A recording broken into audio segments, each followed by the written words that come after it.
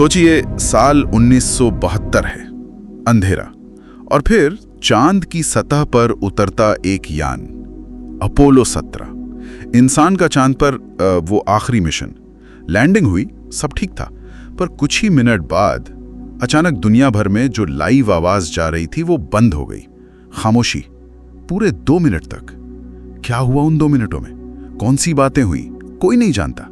लेकिन जैसा हमारे सोर्स बताते हैं, कुछ अंदरूनी लोग कहते हैं कि उन 2 मिनटों में कुछ ऐसा जो नासा कभी नहीं चाहेगा कि दुनिया जाने। आज हम इसी रहस्य की तह तक जाने की कोशिश करेंगे। हम देखेंगे कि नासा की कथित गुप्त रिकॉर्डिंग्स क्या कहती हैं, अंतरिक्ष यात्रियों ने क्या देखा, वो अजीब रोशनियां, चलती हुई परछाइयां और यहां तक कि गैर इंसानी ढांचों की बातें, ये सब कहां से आईं। हमारी ये पड़ताल Apollo decoding NASA secret space transmissions नाम के दस्तावेज पर आधारित है। कोशिश है उस रहस्य को समझने की जो दशकों से शायद कहीं दबा पड़ा है। हाँ, और ये शुरू करने से पहले एक बात साफ कर देना जरूरी है। हमारा मकसद यहाँ किसी नतीजे पर पहुँचना नहीं है। हम सिर्फ वो जानकारी सामने रख रहे हैं जो हमारे सोर्स में दी गई है। जो दावे हैं, जो अलग अलग नजरिए हैं, उनको वैसे ही पेश करना जैसे सोर्स में बताया गया है, बिल्कुल संतुलित तरीके से। बिल्कुल। तो चलिए शुरू करते हैं पहली कड़ी से। वो खोई हुई प्रसारण। अपोलो का जमाना था, तब आमतौर पे यही माना जाता था कि इस स्पेस से जो भी बात हो रही है वो सब लाइव है, पूरी दुनिया सुन रही है।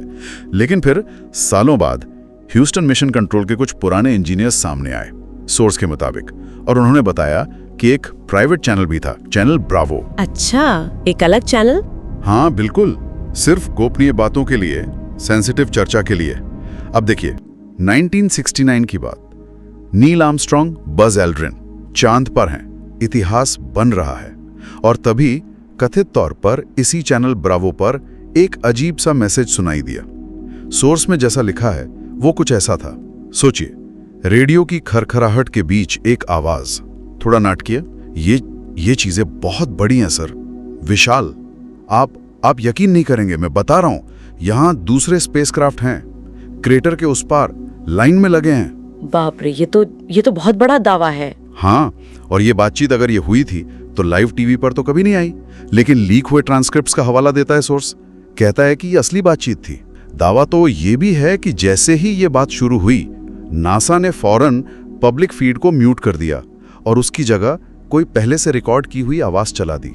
सोचिए जरा। देखिए, एक प्राइवेट या सुरक्षित कम्युनिकेशन चैनल होना, ये अपने आप में कोई हैरत की बात नहीं है। मतलब सेंसिटिव मिशन में ऐसा होता है, चाहे वो स्पेस हो या कहीं और। तकनीकी दिक्कतें हो सकती हैं, कोई मेडिकल इमरजेंसी हो सकती है, या मिशन का कोई ऐसा पहलू जिस पर तुरंत पब्लिक में बात न करनी हो। हाँ, ये तो मुमकिन है। लेकिन जो खास दावा यहाँ सोर्स कर रहा है कि चांद पर दूसरे यान देखे गए और वो बातचीत ब्रावो चैनल पर हुई, उसे साबित करना वो बहुत मुश्किल है। सोर्स कहता है ट्रांसक्रिप्ट लीक हुए, पर उन लीक दस्तावेजों की सच्चाई कैसे परखें इतने सालों बाद? तो हमें ये देखना होगा कि तकनीकी तौर पर प्राइवेट चैनल हो सकता है, ये एक बात है, पर उस पर ये खास बातचीत हुई, इसका सबूत कहाँ है? सोर्स हमें ये सवाल देता है, जवाब नहीं। बिल्कुल सही कहा, सबूत का सवाल तो है ही। और ये रहस्य सिर्फ इन कथित प्रसारणों तक नहीं है, मामला और भी उलझ जाता है जब हम उन एस्ट्रोनॉट्स की गवाहियों को देखते हैं जो सालों बाद उन्होंने बताया। कई अंतरिक्ष यात्रियों ने, जैसा सोर्स बताता है, ऐसे अनुभव बताए जो मतलब समझ से परे लगते हैं। जैसे अपोलो 14 के एडगर मिचेल, चांद पर छठे इंसान थे। उन्होंने बाद में कहा कि उन्हें मिशन के दौरान पता था कि किसी अलौकिक मौजूदगी पर नजर रखी जा रही है। अच्छा, उन्होंने ऐसा कहा? हाँ, फिर गॉर्डन कूपर हैं, मर्क्यूरी 9 मिशन वाले। उन्होंने दावा किया कि पृथ्वी के ऑर्बिट में उनके कैप्सूल का पीछा एक हरे रंग की चमकती हुई मेटल जैसी डिस्क कर रही थी। यहाँ तक कि बज एल्ड्रिन, जिन्होंने आर्मस्ट्रांग के साथ चांद पर कदम रखा, उन्होंने भी माना कि अपोलो 11 के रास्ते में एक चमकती हुई एल शेप की चीज देखी थी। हालांकि नासा ने बाद में कहा कि वो तो रॉकेट का कोई पैनल था जिस पर सूरज चमक रहा था। हाँ, वो आधिकारिक स्पष्टीकरण था उसका। और सोर्स यहाँ एक सोचने वाला सवाल पूछता है, लेकिन क्या हो अगर ये सिर्फ वहम नहीं थे, थकान का असर या रोशनी का खेल नहीं था? क्या हो अगर वहां सच में कुछ था या कोई जो पहले से मौजूद था? ये सवाल अपने आप में बहुत वजन रखता है ना? बिल्कुल। इन गवाहियों को देखते हुए हमें कुछ बातें ध्यान में रखनी होंगी। पहली, ये सब व्यक्तिगत अनुभव हैं और अक्सर घटना के कई साल बाद बताए गए हैं। हाँ, और याददाश्त तो वक्त के साथ बदल सकती है। सही बात है, यादें धुंधली हो जाती हैं या फिर हम उन्हें थोड़ा अलग तरह से याद करने लगते हैं। दूसरी बात, इन्हें ऑफिशियल मिशन लॉग्स के साथ देखना होगा। क्या उन रिकॉर्ड्स में इन चीजों का कोई जिक्र है? ज्यादातर मामलों में नहीं मिलता। और तीसरी जो बहुत जरूरी है वो है स्पेस यात्रा का मनोवैज्ञानिक असर। सोचिए, कितना तनाव, अकेलापन, बिल्कुल अनजान माहौल, ये सब चीजें देखने समझने की शक्ति पर असर डाल सकती हैं। कुछ अजीब दिख सकता है या किसी सामान्य चीज को गलत समझा जा सकता है। हाँ, ये भी एक पहलू है। तो सोर्स हमें ये गवाहियां तो बताता है, पर हमें इन मनोवैज्ञानिक और हालात से जुड़े फैक्टर्स को भी ध्यान में रखना होगा, बिना किसी नतीजे पर पहुंचे। ये दावा बनाम ज्ञात कारण वाला संतुलन है। हाँ, अनुभवों और आधिकारिक रिकॉर्ड के बीच का ये जो तनाव है, ये और बढ़ जाता है जब हम 2011 की घटना देखते हैं। सोर्स में इसका जिक्र है। सोचिए, डार्क नेट, इंटरनेट का वो अंधेरा कोना जहां पहचान छुपी रहती है जी। वहां एक स्पेस फोरम पर अचानक एक फोल्डर आता है, नाम Apollo archives classified.wav। Dark net पर सोर्स के मुताबिक कुछ ऑडियो एक्सपर्ट्स ने ये फाइलें डाउनलोड की, उन्हें एनालाइज किया। फाइलों में शोर बहुत था, खरखराहट थी, लेकिन उनका कहना था कि ऑडियो के कुछ हिस्से नासा के उस जमाने के कम्युनिकेशन सिस्टम से मेल खाते थे। एक हिस्से में एक दबी हुई आवाज है, फुसफुसाती हुई, शायद किसी एस्ट्रोनॉट की, कह रही है, वे ठीक बाहर हैं, वे हमें देख रहे हैं। बाप रे। और तुरंत बाद एक दूसरी थोड़ी शांत आवाज जवाब देती है, ब्रावो चैनल पर स्विच करो अभी। अब जाहिर है नासा ने कहा कि ये फाइलें नकली हैं, प्रामाणिक नहीं है, लेकिन सोर्स ये भी बताता है कि कुछ लोगों ने डिजिटल एनालिसिस किया और पाया कि रेडियो मॉड्यूलेशन का तरीका 1970s के सिस्टम जैसा था। तो अब सवाल ये है, क्या यह सिर्फ संयोग था, किसी ने मजाक किया, या फिर जैसा सोर्स इशारा कर रहा है, ये वाकई कोई लीक हुई सच्चाई का टुकड़ा था, क्लासिफाइड आर्काइव से? देखिए, डार्कनेट से मिली फाइलों का मामला हमेशा ही पेचीदा होता है। सोर्स का पता नहीं होता तो वेरीफाई करना लगभग नामुमकिन हो जाता है। हाँ, ये तो है। अब वो तकनीकी बात के रेडियो मॉड्यूलेशन उस दौर का था, इसे यूं समझिए। मान लीजिए आपको एक बहुत पुरानी चिट्ठी मिले जिस पर उसी जमाने का डाक टिकट लगा हो, तो ये साबित होता है कि टिकट असली है, उस जमाने का है, पर यह साबित नहीं होता कि चिट्ठी में लिखी बात सच्ची है। हाँ, अच्छा, हाँ, समझ गई। कोई भी जिसे तकनीकी जानकारी हो वो पुराने सिग्नल की नकल बना सकता है। तो ऑडियो फॉर्मेट का मिलना एक दिलचस्प बात जरूर है, जैसा सोर्स बता रहा है, पर ये कंटेंट की सच्चाई का पक्का सबूत नहीं है। क्या ये असली लीक है या एक बहुत चालाकी से बनाया गया धोखा? सोर्स हमें दोनों संभावनाओं पर सोचने को कहता है, फैसला नहीं सुनाता। ये विश्लेषण जरूरी था, लेकिन इन व्यक्तिगत अनुभवों और कथित लीक्स के अलावा कहानी का एक और पहलू है। वो है नासा का अपना आधिकारिक जवाब और कुछ अंदरूनी सूत्रों के बिल्कुल उलट दावे। नासा का स्टैंड तो हमेशा साफ रहा है, ये सब कहानियां, अजीब आवाजें, रहस्यमयी रोशनी, ये सब मिथक हैं, कोरी कल्पना। उनके जवाब होते हैं, रेडियो इंटरफेरेंस था, माइक में दिक्कत थी, स्पेस का कचरा था, या बस अफवाहें।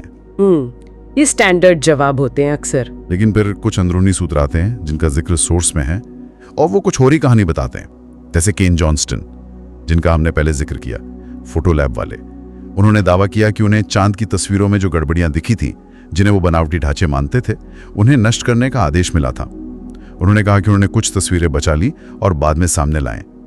हालांकि उन तस्वीरों की सच्चाई पर भी सवाल उठे। हाँ, उन पर भी बहस हुई है। एक और उदाहरण सोर्स से, नासा का अपना STS-75 मिशन 1996 का। उसमें एक सैटेलाइट को तार से जोड़ा गया था, वो तार टूट गया। उस मिशन की फुटेज में उस टूटे तार के आसपास बहुत सारी चमकदार, तेजी से घूमती हुई चीजें दिखी। नासा ने कहा यह स्पेस का कचरा है या बर्फ के कण है, लेकिन सोर्स सवाल उठाता है, अगर ये सिर्फ कचरा या बर्फ थी तो फिर लाइव वीडियो फीड अचानक बंद क्यों कर दी गई, जैसा कुछ लोग कहते हैं। ये सवाल तो बनता है। यहाँ हम एक पैटर्न देख सकते हैं, जैसा सोर्स हमें दिखा रहा है। एक तरफ है अस्पष्टीकृत घटनाएं या फुटेज या अंदरूनी लोगों के दावे, दूसरी तरफ है आधिकारिक स्पष्टीकरण जो अक्सर इन घटनाओं को सामान्य कारणों से जोड़ते हैं।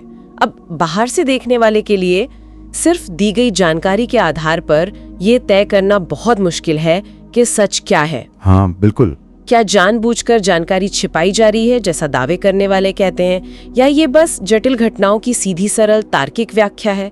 सोर्स हमें ये विरोधाभास दिखाता है और ये बताता है कि कैसे जानकारी पर नियंत्रण या उसे क्लासिफाइड रखने की धारणा इस पूरे मामले को और रहस्यमयी बना देती है।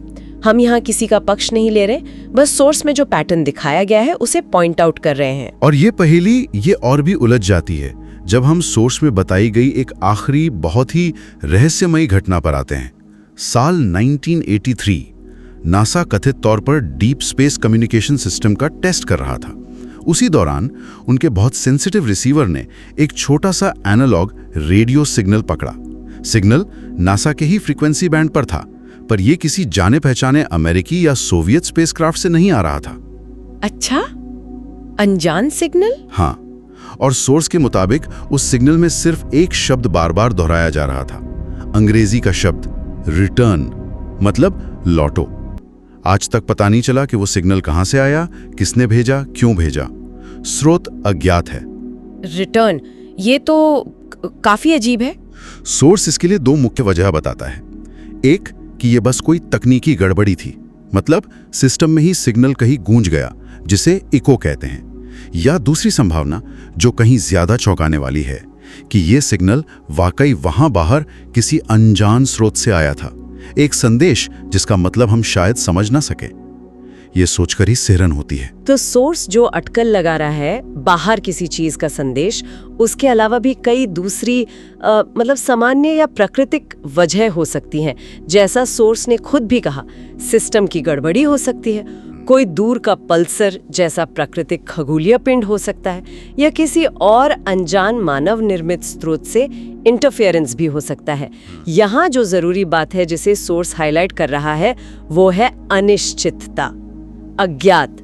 पक्का जवाब न होना ही इस घटना को इतना रहस्यमयी बनाता है। तो इस पूरी चर्चा के बाद हम फिर से उसी बुनियादी सवाल पर लौट आते हैं। अपोलो एस्ट्रोनॉट्स ने आखिर क्या देखा था अंतरिक्ष की गहराइयों में? क्या वो सिर्फ आंखों का धोखा था, थकान थी, तकनीकी खराबी, या फिर जैसा सोर्स के कुछ दावे इशारा करते हैं, क्या वहां वाकई कुछ ऐसा था जिसका सामना करने के लिए हम शायद तैयार नहीं हैं? सोर्स एक दिलचस्प ख्याल के साथ हमें छोड़ता है। क्या हो अगर नासा ने सच इसलिए नहीं छुपाया कि वो हमें धोखा देना चाहते थे, बल्कि इसलिए कि वो हमारी हिफाजत करना चाहते थे? ये एक ऐसा विचार है जो हमें सोचने पर मजबूर करता है। ब्रह्मांड में हमारी जगह क्या है और अज्ञात का सामना हम कैसे करते हैं? अंतरिक्ष कितना शांत लगता है ना, पर शायद जैसा सोर्स हमें सोचने पर मजबूर करता है, ये खाली नहीं है। हाँ, तो जैसा हमने देखा, सोर्स हमारे सामने कई सनसनीखेज दावे रखता है।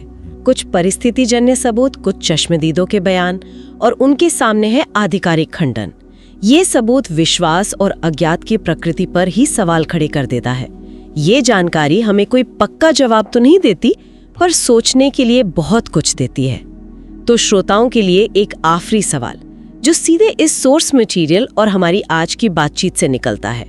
जब हमारे सामने इस तरह की जानकारी आती है, एक तरफ चौंकाने वाले दावे, दूसरी तरफ आधिकारिक स्पष्टीकरण, तो हमें खुद से कौन से जरूरी सवाल पूछने चाहिए? जानकारी को परखते समय वो कौन से क्रिटिकल थिंकिंग टूल्स हैं जो हमें किसी एक पक्ष की कहानी पर आंख मूंदकर भरोसा करने के बजाय एक संतुलित और सूचित नतीजे तक पहुंचने में मदद कर सकते हैं?